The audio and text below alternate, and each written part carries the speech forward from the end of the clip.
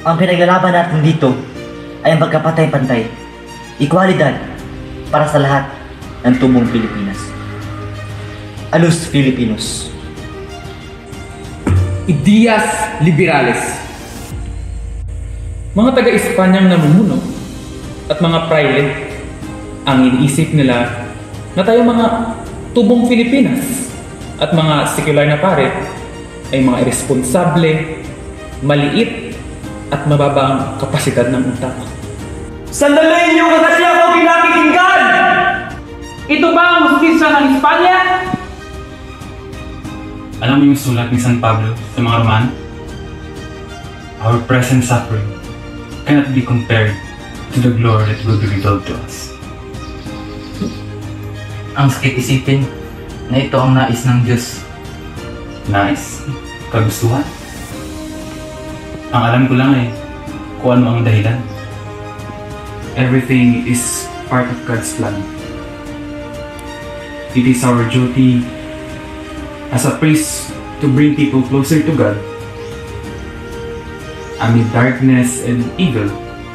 Our responsibility to care for the light of His goodness. Para sa liwanag. Para sa liwanag. At naway maging mitsa ang ating pagkamatay.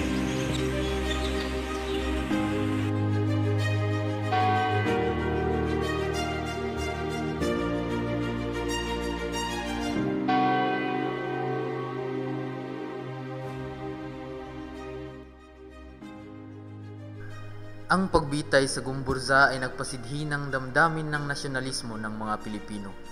Hinangad nila ang pagkakaroon ng reforma o pagbabago sa katayuan nila sa lipunan. Nagtatag sila ng kilusan upang maisakatuparan ang mga ito.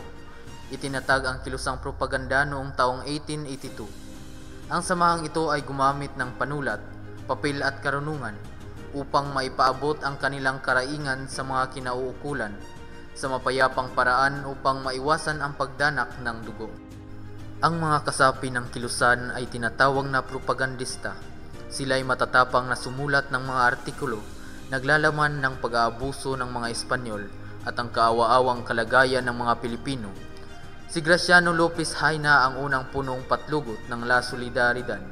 Siya ay isang mahusay na orador at manunulat, kabilang din dito si Jose Rizal, na gumamit ng pangalang Laong Laan at di masalang sa kanyang pagsulat sa kilusan. Higit siyang nakilala sa kanyang dalawang nobelang Noli Me Tangere at Il Filibusterismo. Ang kanyang nobelang Il Filibusterismo, inihandog niya sa Gumburza na lalong nagpagising sa damdaming makabansa ng mga Pilipino. Tinagurian namang pinakadakilang manunulat ng kilusang propaganda at isang mahusay na manananggol si Marcelo H. del Pilar. Binuksan niya ang isip ng mga Pilipinong magkaisa upang labanan ang mapang-aping ginawa ng mga Espanyol. Binuo niya ang Diaryong Tagalog, isang pang-araw-araw na pahayagang tumutuligsa sa katiwalian ng mga Espanyol. Gumamit siya ng pangalang Plaridel sa kanyang pagsulat. Taong 1889 ay itinatag ang isang samahang binubuo ng mga Pilipino at Espanyol. Nakakatawan upang maisakatuparan ang kanilang mga layunin ng pagbabago. Isang samahan pang itinatag ni Jose Rizal nang siya ay magbalik sa Pilipinas noong taong 1892. Ito ay ang La Liga Filipina, isang mapayapang samahang nagsasabing ang sinumang Pilipinong nagmamahal sa bansa ay maaaring umanib sa samahan. Maraming sumapi sa samahang ito, kabilang na sila Andres Bonifacio at Apolinario Mabini na ikinatakot ng pamahalaang Espanyol.